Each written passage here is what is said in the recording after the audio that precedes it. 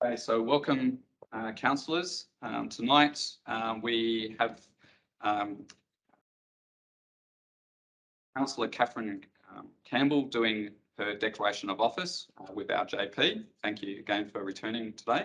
So I'll hand over to you. You got the declaration there. You can just stand up and read that out loud. Just make sure you can be seen on the screen. Stand back a little bit then so they can turn the mic on. And just turn the mic on. Yeah.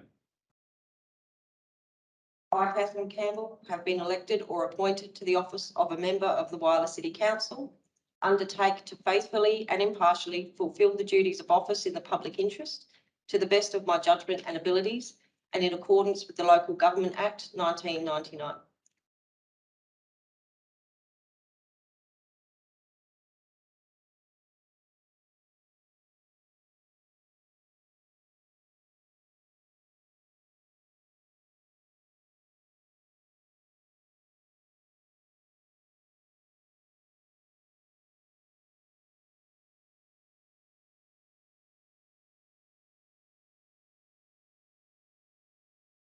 Now to come forward for a group photo with our full team.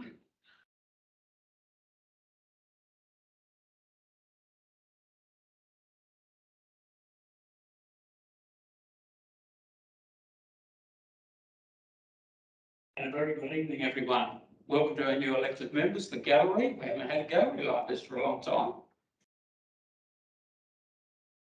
And just before we get going, I do point out I'm driving on L's tonight, so I do ask you please be kind. As traditional, we certainly have our acknowledgement tonight. We acknowledge that the Whyalla people, the traditional owners of the land on which we meet today, and pay our respects to the elders past and present, and extend that respect to other Aboriginal and Torres Strait Islander people who are present today. And as traditional, our opening prayer: Almighty God, we humbly beseech thee to grant thy blessing upon the works of this council, to direct and prosper its deliberations to the advancement of this city and for the true and lasting welfare of the people of this municipality.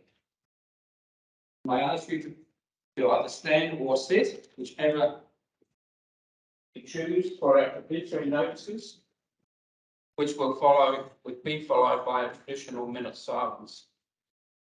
Robert Dowling, Lawrence Carpenter, Paul Edmondson, Jennifer Sanders, Ian Eubank, Norma Sowerby, Rosina Dervisevic, Frank Guy, Charles Doggart, Heinz Kratz, Gerald Healy, Lillian Travis, Joannis Stein, Alexander Connor, Raymond Hayes, Terry Dyke Grond, Jeffrey McLean, Rosina Pecker, Zelda Elliott, and Anne Taylor.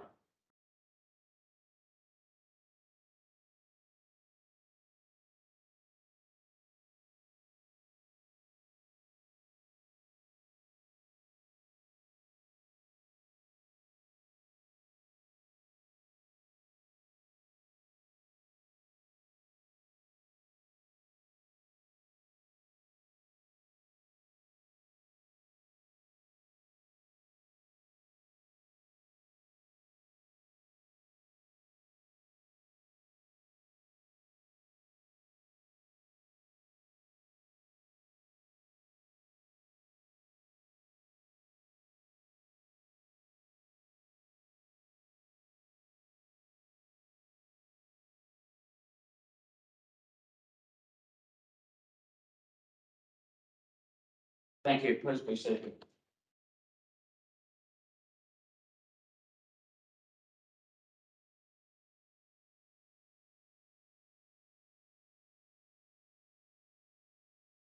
Item 4 on our agenda, our attendance record, we have nil apostrophes and no leave of absence. However, our CEO has an item. Through the mayor, just wanted to confirm that we've received notification that Councillor Inglis will not be available to attend the January council meeting. Councillor Inglis, if you can just confirm your leave dates for the purpose of the records. 20th of January to the 3rd of February. Just in advance, if you could ask for the meeting to approve that leave of absence. Somebody care to move that? Wait. Councillor Knox, seconded Councillor Simpson. Put the motion, those in favour? Against? Carried. Thank you. And just before we go on, just one item to mention that it's been discussed before the meeting. The seating tonight is based on the order of the election. It can be changed, which we can look at a later stage if you're happy with that. Council member, item 5, councillor member or executive declarations. 5.1, conflicts of interest. Does anybody have a conflict of interest that they believe needs to be declared? No. Thank you. And 5.2, has anybody received a gift or a benefit they believe needs to be declared? Thank you.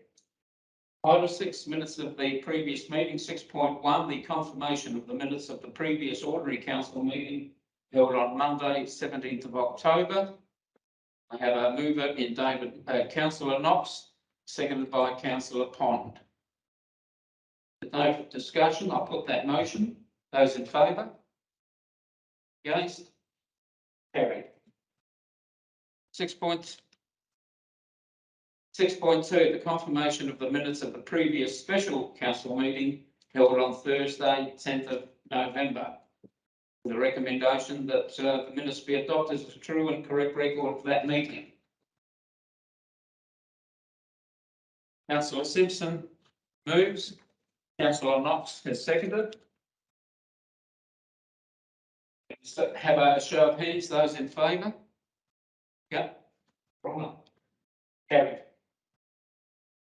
Item 7, deputations. We have none. Item 8, petitions. We have none. Item 9, the matters adjourned or laid on the table. We have nil.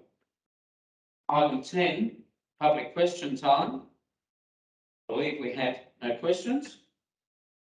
So we'll move on to item 11. Council members' activities. Now, they are on the screen, those that have submitted them. I must admit, the Mayor does not have a list tonight, but he'll make up for it at the next meeting. So does anybody, whether you have submitted them or not, if anybody wants to elaborate or make a comment or anything that they might have done that they would like mentioned now? Thank you.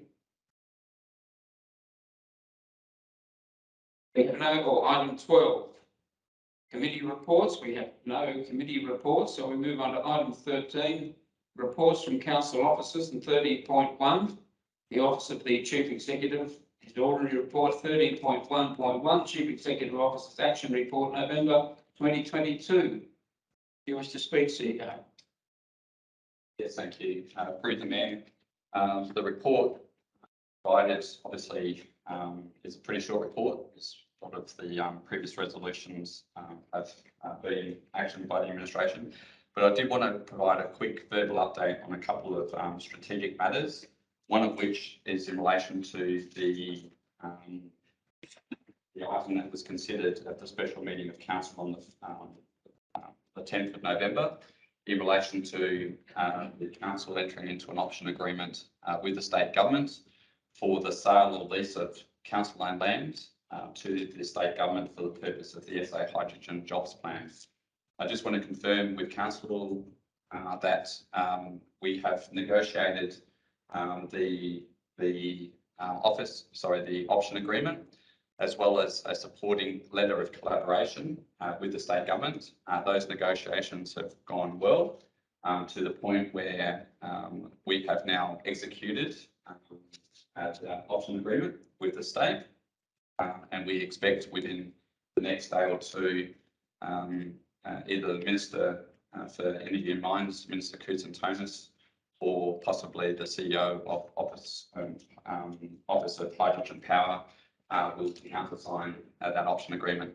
So that is a very significant milestone, and obviously paves the way in line with the state government's intent to go out to seek an international development partner for the construction of the hydrogen power facilities early next calendar month, so early in December.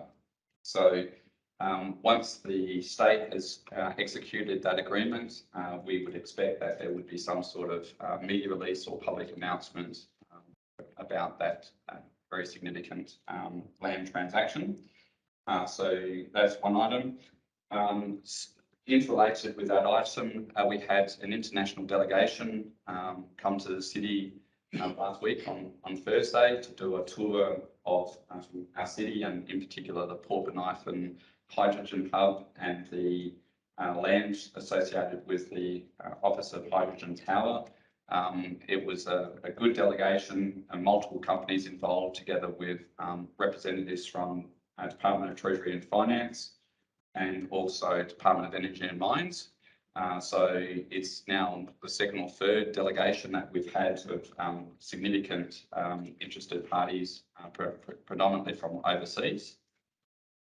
Separate to that, the Mayor is receiving a briefing regarding the Northern Water Supply Project later this week.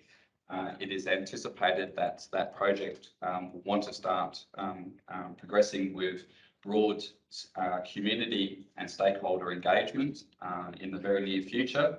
And I think the purpose of that meeting will be to provide the current thinking in terms of how and when that consultation will be taken. So that's just a quick, and then also in relation to the Port Bonython Hydrogen Hub development, we've received notification from the state government that a number of companies have executed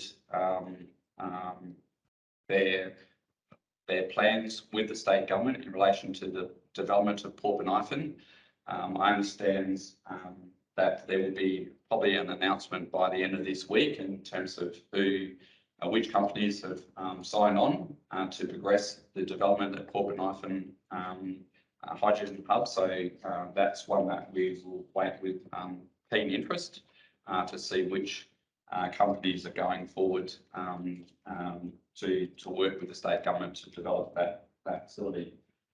Separate to those three state significant projects, which I just wanted to provide a brief update on, we are looking to have the project leads for each of those three projects actually come to Whyalla to provide a briefing to the councillors as soon as possible. Not sure exactly when that will be. We're hoping it will be this side of Christmas, but Christmas is very fast approaching, so we'll see how we go. But very keen to enable council laws to be able to get first-hand briefing from the state government regarding the progress of each of those three projects. Leaving those projects to one side, we are progressing our advocacy around the airport security screening. Most councillors will probably be aware now that we have got an issue at present, which is the funding that was provided to council previously to fund the cost of security screening is about to come to an end. We are looking to garner support from the state government as part of our advocacy pitch to the federal government to ensure or to seek ongoing funding for the airport security screening. And we have a meeting scheduled this week also with Qantas to talk about what the implications are associated with the airport screening. And then lastly, I'll make reference to later this week, Thursday and Friday, we will be having the mayors and CEOs from the Eyre Peninsula regional councils, so the 10 other councils from the Eyre Peninsula, together with the Spencer Gulf cities of Port Augusta and Port Pirie, coming to Whyalla, and we'll be looking to extend an invitation to councillors to be involved with that tour somewhere over the course of the 2 days. So great opportunity to start for the mayor in particular and the CEOs to start to build the relationship in terms of working together across those 2 regions over the next 4 years. Happy to respond to any questions in relation to either the verbal report or the written report. Any questions? We've done well. No questions. We do have a recommendation on the books then. The council receives and notes the CEO's action report. Would somebody care to move and second? Councillor Simpson moved. Councillor Westerman seconded. I'll put that to the vote. Those in favour? Thank you. Now moving on to 13.2 corporate services reports. And the first item 13.2.1, advice on the Whyalla Council election outcome from the Electoral Commission SA. Fairly basic there. We do have a recommendation the council receives and notes the advice from the Electoral Commission. Councillor Knox moving. Councillor Border seconding. Those in favour? Carried. 13.2.2, appointment of a deputy mayor. We have a recommendation, but I will defer to the CEO who has a few words. Thank you, Mayor. The report, as presented, I think explains the recommendation or the rationale for the recommendation, but thought it would be appropriate to just provide a little bit more information. It has been custom practice for this council to appoint a deputy mayor at the first meeting of each new council. If we were essentially going from one election period to another, and if you use the term business as usual with not much change on the horizon, I think that approach has probably served the council well in the past. We are not rolling over in terms of a business as usual environment. We actually have quite significant transformation change that is before us over the next 4 years.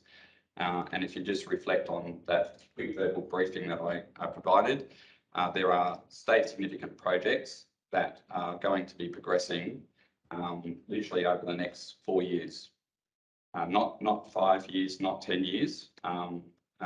We expect that the hydrogen power station will commence construction and be built within a couple of years. Port Penithan hydrogen hub, when you get the presentation from the state government, the arrangements that have been put in place with the companies associated with that, we'll see them progressing development within the next few years.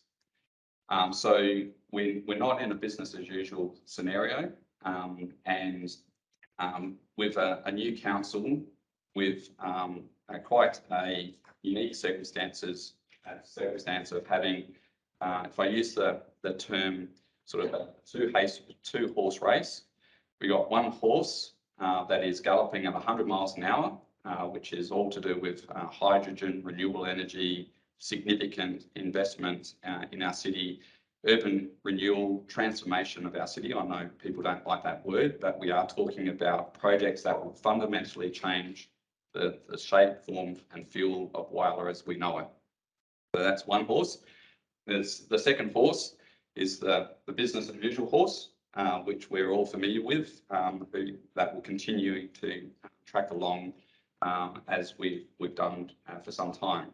They are very, very different scenarios that we have before us. The purpose of the recommendation, which was to seek or to make the recommendation that we don't seek an appointment at the very first meeting of council, is to enable the council laws to come together as a group. We were aiming for the 20th and 21st of January to have those two day workshop with the councillors. We need to reschedule that Councillor Inglis's leave. But for the first time, the council will spend some quality time together, have a discussion about what does success look like over the next 4 years, what do you want to achieve as an elected member group, what sort of identity you want to have in terms of how you go about conducting your business, both within the city and external to the city, and to have a proper conversation about how best to make the best use of the available resources that we've got. So the recommendation was to not make an appointment tonight, but to do it, and the recommendation was within 12 months. I understand that may feel like it's too far away, so suggestion through the chair might be to change that to 3 months.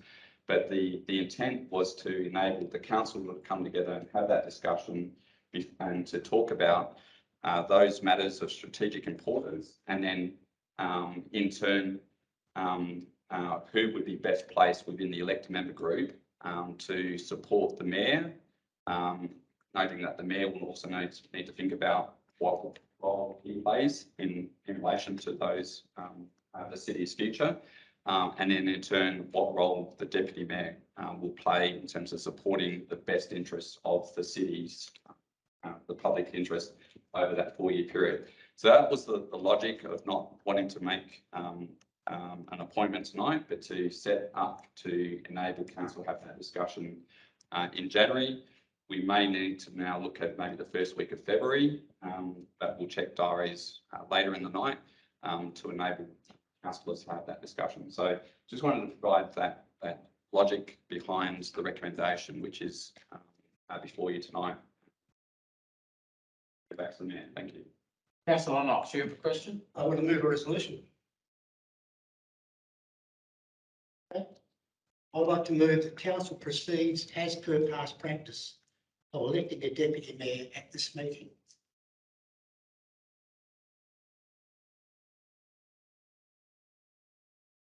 A second, or I'll speak to the motion. We have a seconder, Councillor Pond. President David. That council proceeds as per past practice of electing a deputy mayor at this meeting.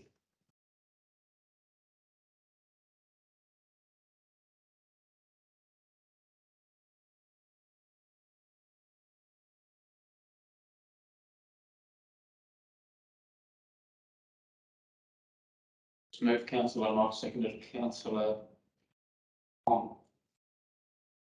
Okay, speaking to the motion, the last 75 years, and I know that's no argument because things change, but for the last 75 years, council has always chosen to elect a deputy mayor at its first meeting. Now, I've been around council since 1972, which is a fair while, and I can only recall one election of a deputy mayor who didn't turn out to be a very good contributor as a deputy mayor. So I think we've got the numbers, but I think we've had it right in the past. The issues of transformational change and the significant projects, to me, mean it's even more important that we elect a deputy mayor quite quickly, because I want our mayor to focus on the important stuff, not necessarily opening in the face and kissing babies, but the really important stuff for this community to drive this community ahead with those transformational projects.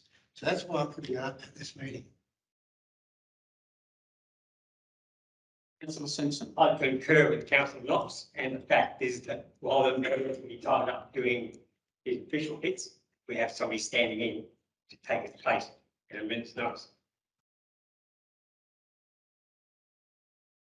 Any other comments? What would it take under any other circumstance to appoint a deputy mayor? So if it wasn't done at this meeting, when could it next be done?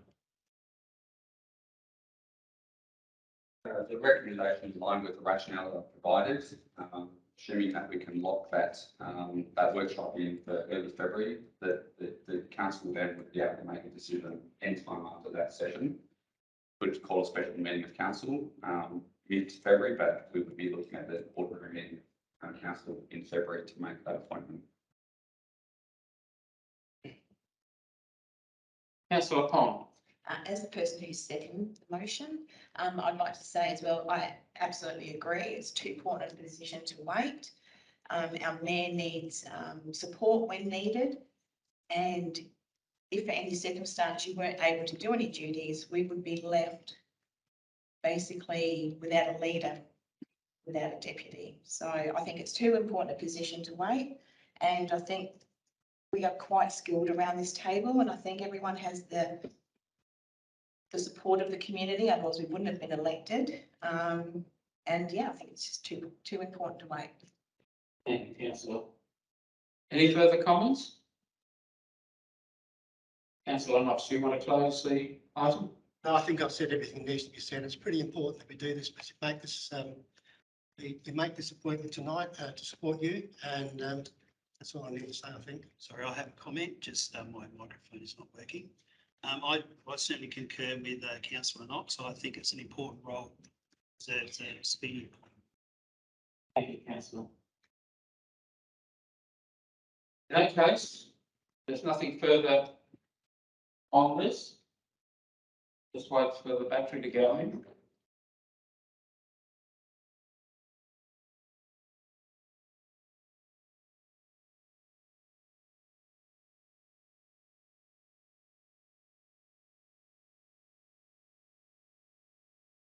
Your artwork, so that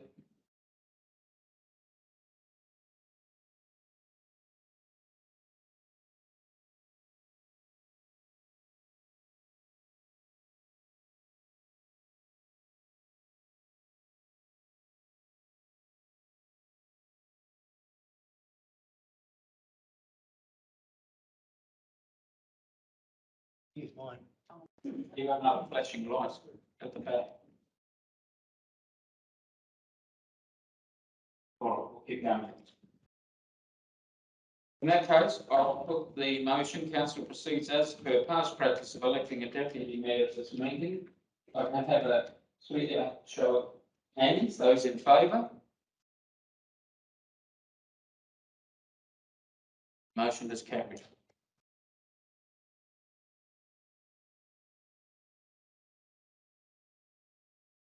Moving on. Sorry. That was sooner or later. Sorry? Call for nominations for the position. Yes, yes. In that case, I do call for nominations. Anybody wish to nominate? Councillor Knox? I'm happy to nominate. Councillor Knox? Councillor Border?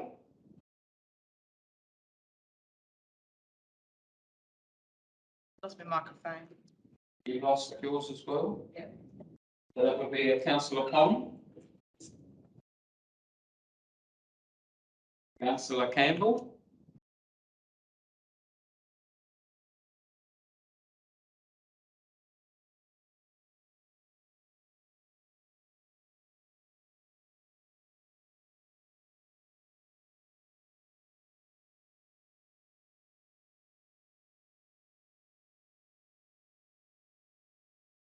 Any further nominations? In that case, we will have a secret ballot in a moment.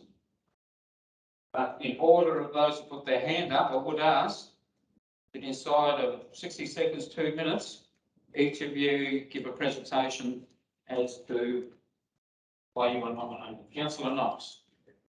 Well, I'm nominated because I've served 8 years as a council member, 25 years as a CEO, 13 years as CEO of this council, life member of the Whyalla Economic Development Board, past chair of Whyalla Aged Care, past chair of the Peabody at the Whyalla University campus.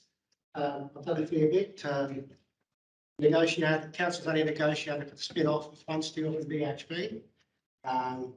Crematorium is one of my projects, the new dump, the wetlands, the old dump capping, the recreation centre remodelling. I negotiated the airport transfer from the federal government. I installed I didn't install, but I arranged for the first computer system to put into this council and one other council as well. The new library is one of my projects. There's lots more. I'll leave it at that. Thanks, Councillor. Councillor Border. Well, how do you follow that experience? So nearly appointed to council, been in Whyalla for 5 years. love my life, love my family, love what Whyalla represents as an opportunity to come and live and work, and really keen to serve the community of Whyalla. And we'll have things to learn, very eager to learn, and very quick to learn, and very committed to the role. I'll leave it at that. Councillor Pond. I feel that I have the passion and the skills needed to sit for this position. I've gained a lot of experience over the last 4 years. The passion for this community just runs through me. I'm a die-hard volunteer. I've done a lot more volunteering work than I have paid work over the years. I have received many community service awards over the last 20 years, including 3 Australia Day awards, which shows my longevity and giving back to the community. I also feel that I would be a good support for yourself, as we have worked together for a many number of years, over 10 years, even before we were on council together. And yeah, I also see a long-term goal. This is learning for me, and I think the next step for Deputy Mayor would help me to learn a little bit more and get a bit of better grasp of what's going on, because I do have that future goal, not anytime soon, but one day I would actually like to be Mayor as well. So I see this as a natural stepping stone. Thank you, Councillor Pond. Councillor Campbell.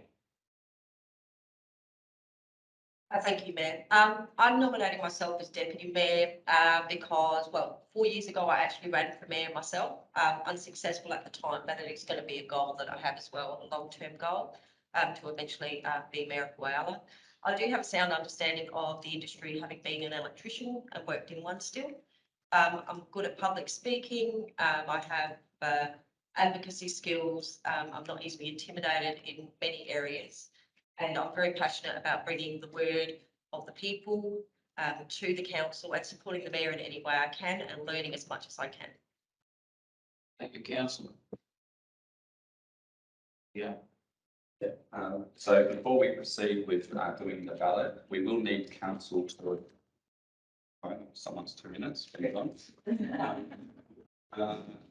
we will need council to adopt a policy, which is to appoint a deputy mayor. So we provided the policy attached. If we could get someone to move and second, or sorry, move that the policy be adopted without the proposed amendment. So essentially adopting the policy which was previously in place, which is that the council appoints a deputy mayor at the first meeting of council. Get someone to move from the second one first. Councillor Simpson, moved it, and Councillor Inglis, sorry, Councillor Knox has seconded it. I'll put the motion, those in favour? Carried. Now we move on. So I'll just explain the process in case anyone's unfamiliar with the process. So what we'll do is that we'll provide each councillor with a voting slip. You write the name of the councillor that you want to vote for the position of deputy mayor. All councillors, including the mayor, have the ability to vote. So I'll walk around and ask councillors to fill in the voting form. I'll then walk around and collect the voting forms. I'll tally the results, and it's a process of elimination. So that the councillor with the least number of votes is then eliminated from the process, and we do the process again so that anyone who may have voted for the person who's eliminated and gets to re-vote. If we end up with a situation of 2 final councillors and we end up with tied votes, we determine the successful person by the drawing of lots. So we'll put 2 names in a hat. The name that is pulled out is excluded. So the person that is remaining, last person standing, is the person that is going to be voted. Any questions regarding the process before we start? Why is it not just first past the post? As it has been for the last 10 years. It's a normal way of doing it. Policy, Kathy? It's actually in the report. It's in the report, in our policy, that we use the secret ballot process, and what I just outlined verbally is council's current policy in terms of voting by secret ballot. Been done before that. Voting by secret ballot, yes. But it's never been done the way you described it before. Yeah, it's in the report and it's current, the council's current policy that that's the way to do secret ballots. It's actually, Ain't one vote, you can vote again. it's actually Ain't one vote, you can vote again. outlined, the process for appointing council member representatives and doing this sort of thing is outlined in Annexure D of the report relating to council committees. We hadn't put that annexure to this report because we weren't actually expecting to do a ballot. However, it is outlined in Annexure D as per committees.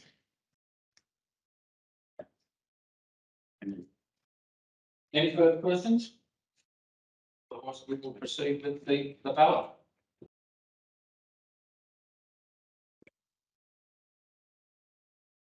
Do you want to come up and give Councillor Westerman?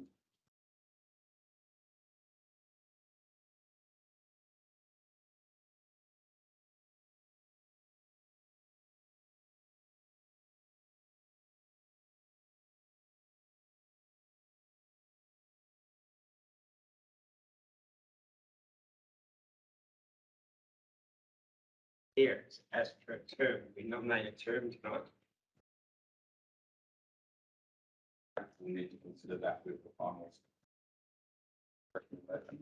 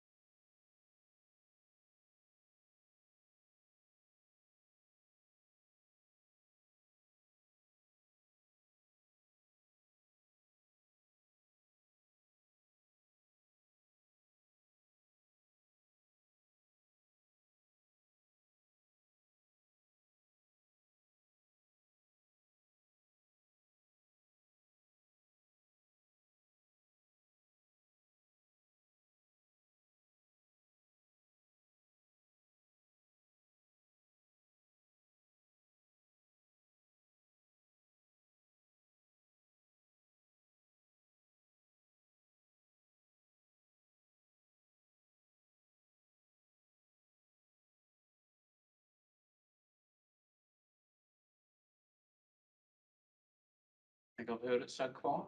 No. Just think of that. Not even aware. I'm happy to.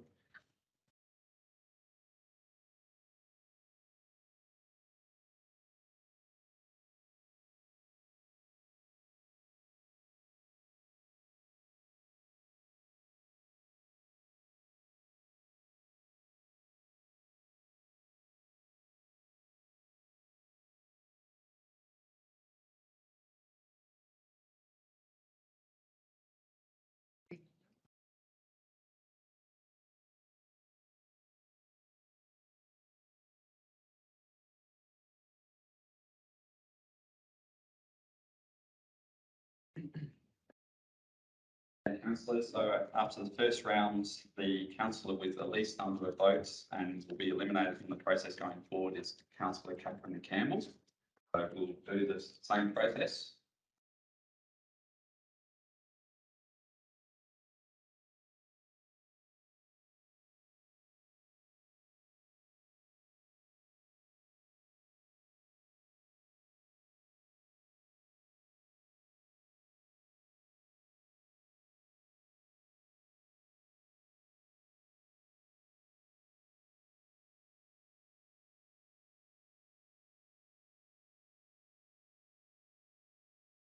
It's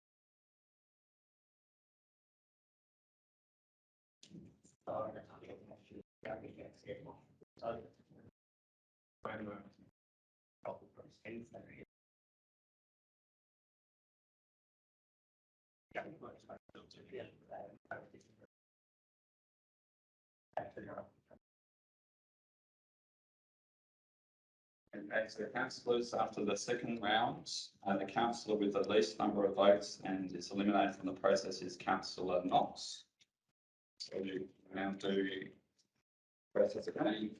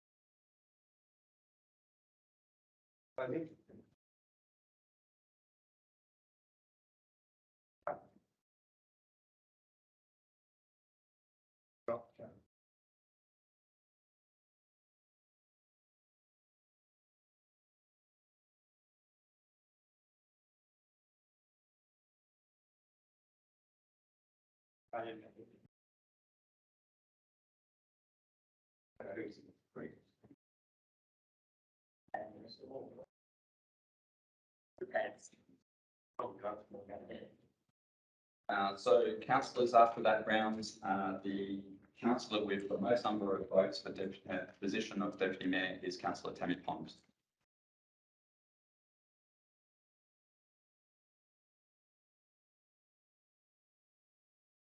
Would I be correct then, seeing we've gone back to previous report, that would be for 12 months? Everybody in agreement with that? As has been past practice. In that case, we have the result there. Council appoints councillor Tammy Pond as deputy mayor for a period of 12 months. Do we have a mover?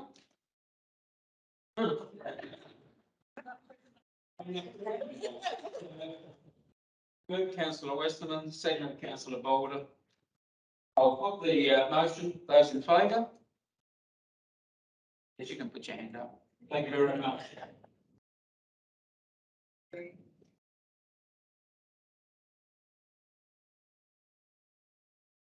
Now moving on to 13.2.3. We get to some formalities now with what we have to adopt the principal office information of the time and place for ordinary meetings of council. Do you speak any further, CEO, or do we take it as read? Take it as read now. Before I call for a vote, right, we've got I presume they're the mover, councillor Knox, seconded councillor Westerman. Any questions? Or should, no? In that case, I'll put the motion. Those in favour? Carried. 13.2.4, allowances for council members in accordance with section 76. Presume we take it as read? Through the mayor, yes, take it as read, please. Any questions before I call for a mover? In that case, do we have a mover and a seconder? Moved. I'm rushing again. Moved councillor Todd, seconded councillor Simpson. Yes, I've got to slow down. Sorry, Cheryl. What? Show for speed up. I'll put the motion. Those in favour? Harry. 13.2.5, council members' allowances and benefits policy.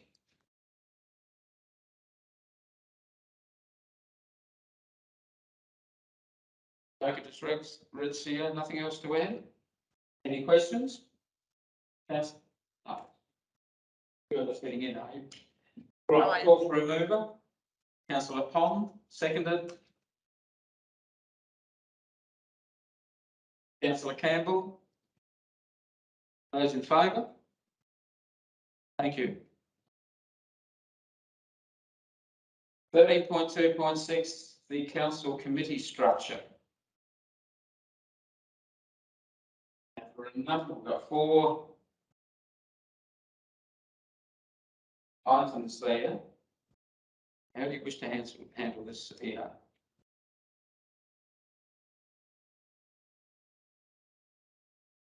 We will need some names to fill. That's correct. So we'll need to deal with each of the respective committees one by one and using the same process as before, if needed, go through the use of the ballot process more. For the Building, Fire and Safety Committee, Councillor Marshall was our representative on that. Is there anybody that would be interested in taking on that particular role?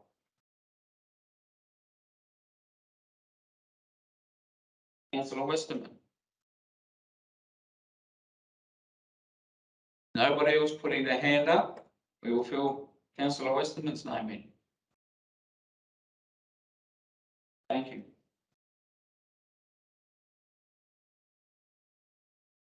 The Upper Spencer Gulf Regional Assessment Panel.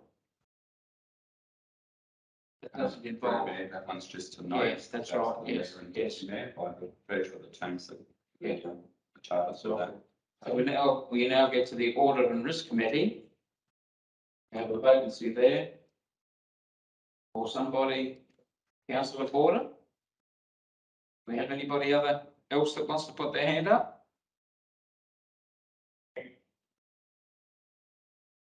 Councillor Klobuchar.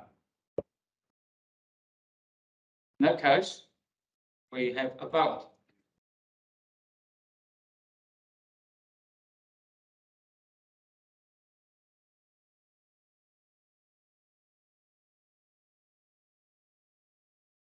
Both the candidates going to speak. And we can make it this. Yes. Sorry, Councillor Porter. I'd like to nominate for this position, having understanding more about how the council operations work, and representing the council to that committee. He's the link too, doesn't he? Thank you, Councillor. Councillor. Thank you. I've nominated because I've had some input into this particular committee. I see my background is in finance. I'm also the head of the audit committee for Career Employment Group, so I feel I have the experience to make a meaningful meeting. Thank you, Councillor.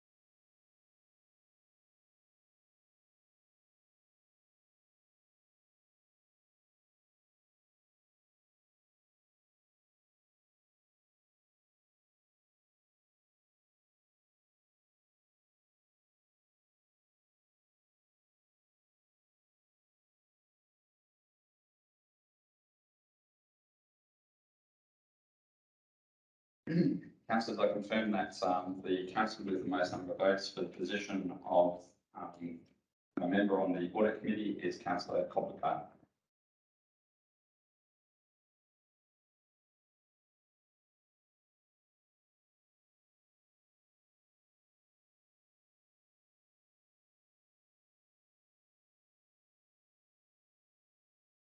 Recommendation, we have 4 components all in the one recommendation.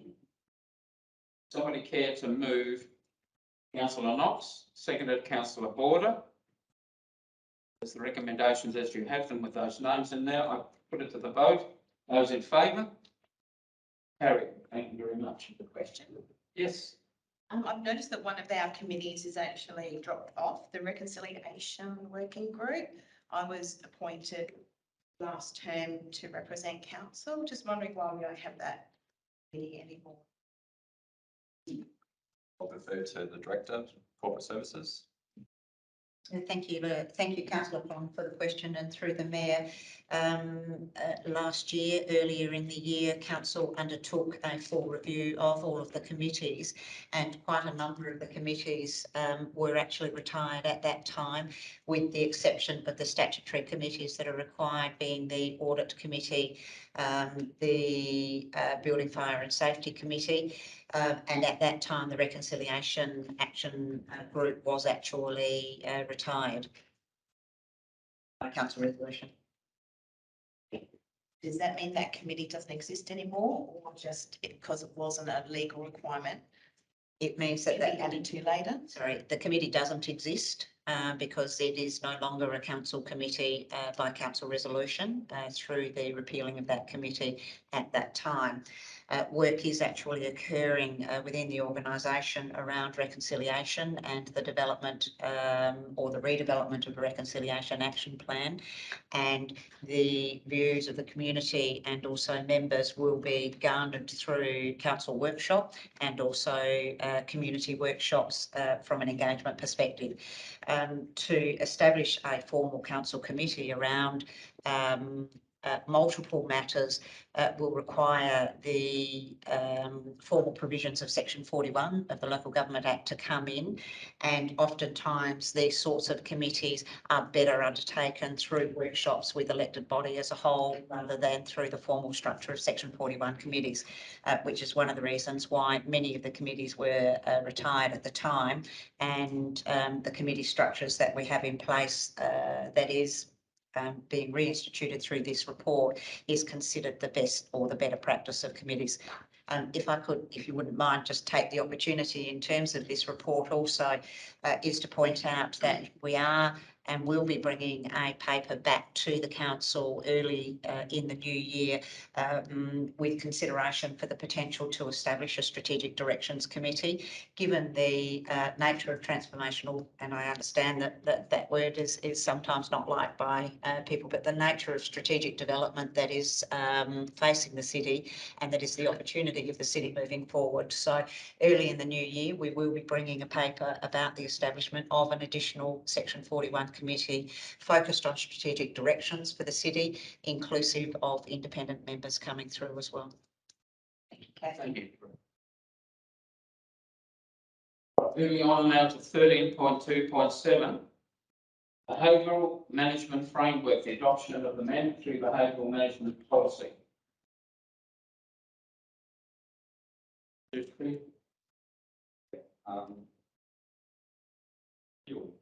Andrew. I'll refer to the Director in the first instance. I might make some introductory comments and then ask Andrea Malone also to make some comments.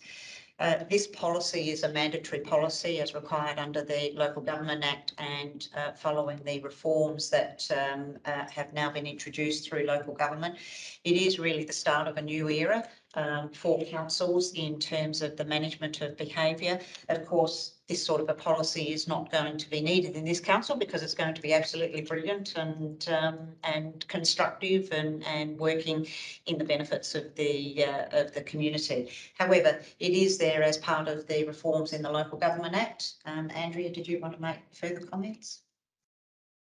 This is a mandatory policy. It is possible for council to also make a support policy, which is not required, but some councils, and this one included, may want to have a policy that supplements the actual standard of the standards of behaviour, doesn't supplement this policy, it supplements the actual standards of behaviour.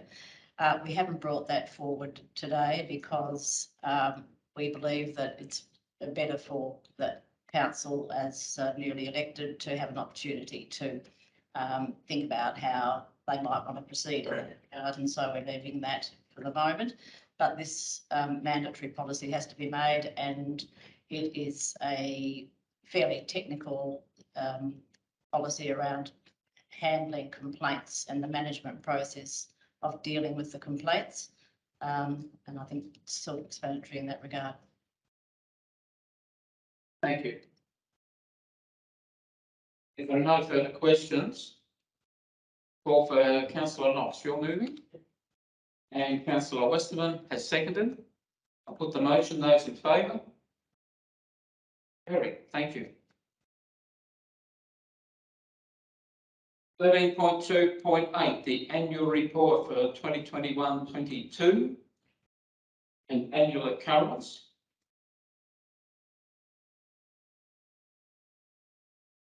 Do we have any questions?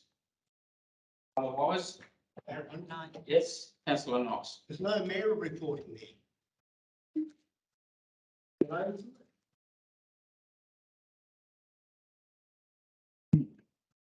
And for the chair, defer to the Director of Corporate Services. And thank you for your question, councillor Knox. There is no mayoral report given.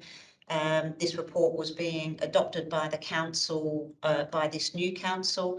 The mayor, who had been a mayor through the course of this period, is no longer mayor, so we felt that it was best, and it was also the advice that has come through from the Local Government Association for councils that are actually adopting their reports at this meeting after the election, is that there be no mayoral report at the beginning of the annual report. So it is intentional.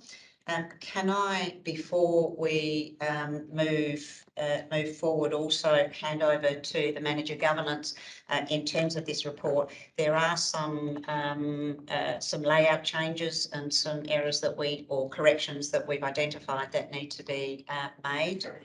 We just want to point those out to you. Thank you, and thank you for the opportunity to speak to this report. So there are a number of small amendments to enhance the reading experience, and they are listed on pages A4, which involves changing a title within the report. 93 talks to requesting a change of photo. 94 talks about an addition of a word to the My Local Services. So these are really quite minor, and there are more on pages 95 and 96. And they deal with the layout within the report in terms of perhaps putting a border around the particular article to make sure that it's well represented and easy to read. These are very minor layout changes, but necessary to bring to your attention because we are asking you to support and adopt the annual report today. Thank you. In that case, was somebody? I asked. Yes, councillor. There was an inaccuracy in the report as well. Is that being corrected? Yes, Jackie Barnes of that. Yes, thank you. Councillor Culligan. Just a general question. Page 152 talks about complaints.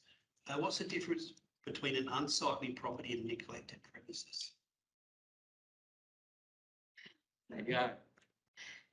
Thank you for the question. It is an unsightly property and a neglected property. There is a technical difference between the two. I don't have that with me tonight, and unless the Director of Corporate Services can provide that, what I'll do is I'll endeavour to bring that back to the table. Well, yes, we'll take that one on notice. Thank you, and let you know. Any further questions? So I guess what I would suggest is that we adopt the recommendation subject to the amendments that have been referred to. Everybody happy with that? We have councillor Knox moving, councillor Border seconding. Put the motion, those in favour? Carried. Item 13.2.9, the monthly budget report for October 2022.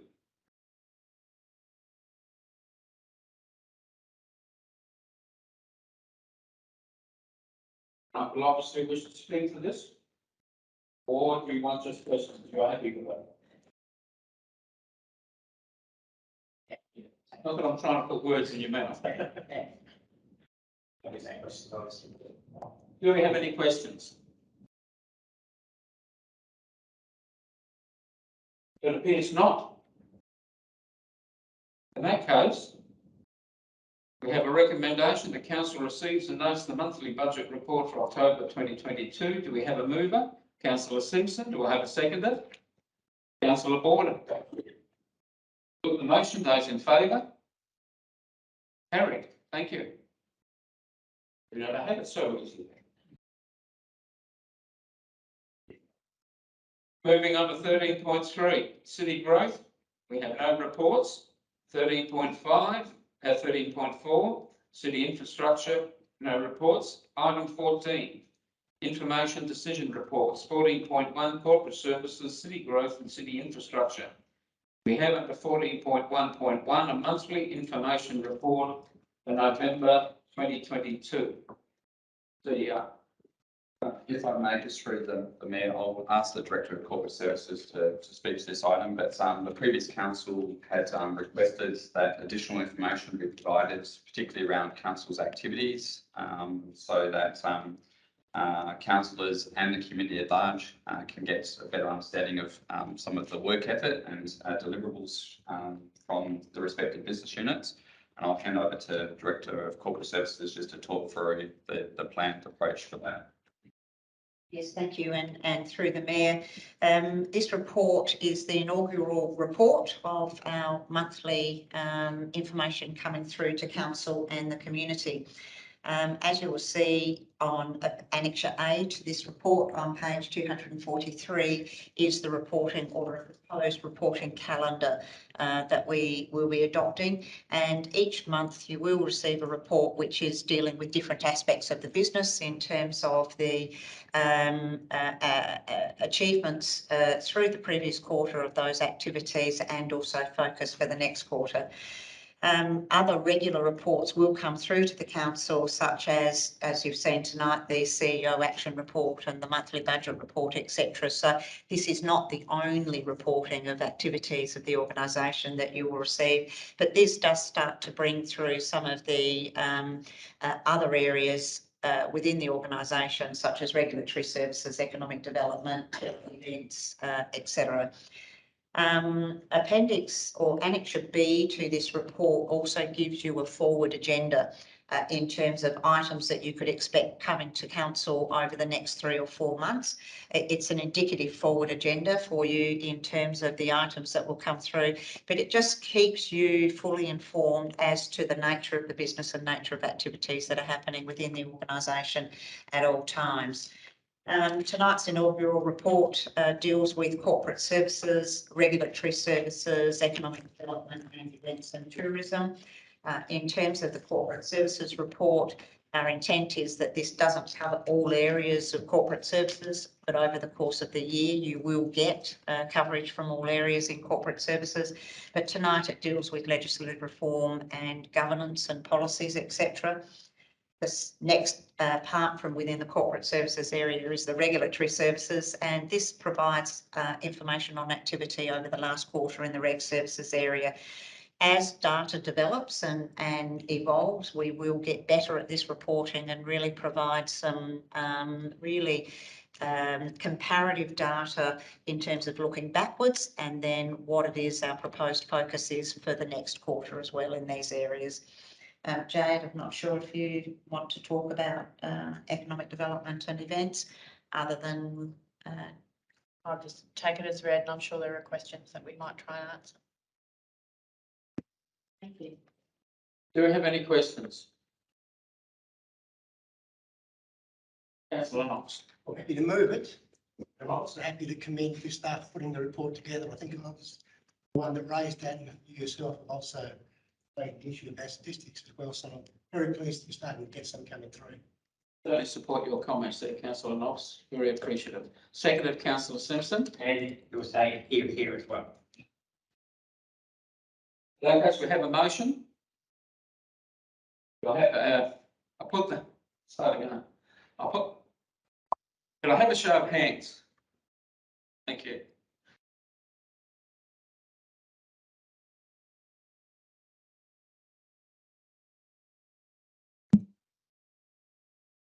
Item 15. Notice of motions, we have none. Questions on notice, we have none. Do you have any questions without notice? Councillor Knox.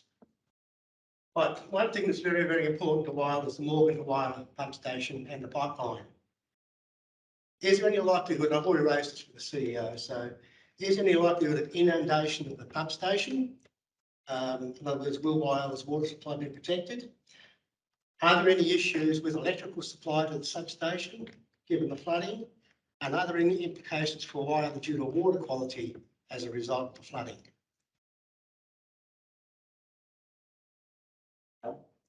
Through the Mayor, thank you for those questions, Councillor Knox. They are very important questions. We have started to make inquiries to get answers to those questions. We haven't got definitive answers just yet, but it's a work in progress. As soon as we get any information, we'll share that with Council. But at this point in time, we haven't been alerted to any issues, but we'll get an answer as quickly as we can. Thank you, Chair. Thank you, councillor. Do we have item 18? Oh, do we have- Sorry, can I say something? Sorry, I wasn't looking. That's all right. Just a question without notice. I don't know if this is appropriate, but the noisy motorbikes that go down to Foreshore, is there anything that can be done to address that issue? It's just really noisy. I just wanted to put that question. I'd like to declare a conflict on that question. Certainly. So I'm for safe also, I'm declaring a conflict on that question.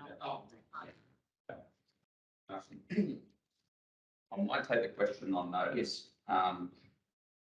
Unless the motorbike exceeds certain levels in terms of noise, I don't know if there's any jurisdiction that council would have, and even if it is a motor vehicle, if it does exceed, I'm not sure if council does have jurisdiction.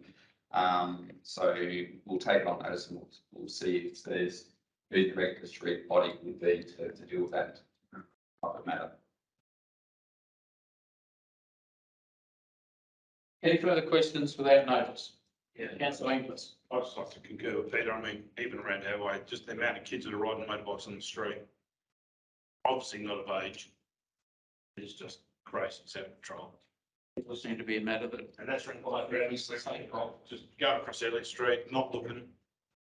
There's no helmets on, they're just everywhere. And firecrackers go off and they're everywhere. So, it's that way, but it's annoying. Through the Mayor, if I can respond, different matter now, talking about potentially underage or unauthorised riders, and certainly not riding with appropriate PPE and the like. I'd strongly encourage anyone in the community who sees that type of behaviour to report it to the 144.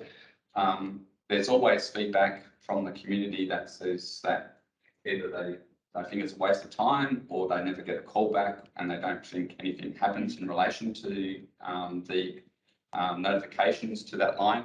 I can assure you that the data is collated by SAPOL, and it does have some influence in terms of allocation of resources and addressing issues. So I'd strongly encourage anyone that sees any inappropriate behaviour on our roads, or paths, or in open spaces to report it to 141. Thank you. Any further questions without notice? Motions without notice. Councillor Knox. Just a comment. We, I think it must be at least 3 years since you last met with our local police chief. And that's something we were going to do on a regular-ish basis. Might be a good time to do that because there's an issue there of the motorcycles, the unregistered bikes, the underage kids, all of that. Plus, at the last meeting, I raised the issue about village life and the break-ins the old people there were having, and they're very vulnerable people. So I think it's time we invited our local police chief back to have a discussion with council. Certainly support that, councillor.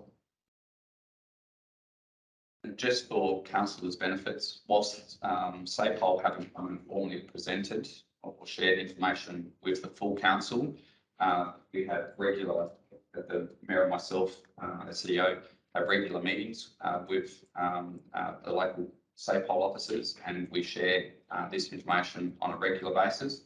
And councillors and SAPOL are also members of the Whyalla Services Leadership Group. So whilst council hasn't had that direct contact with SAPOL, we do raise these issues with SAPOL on a regular basis.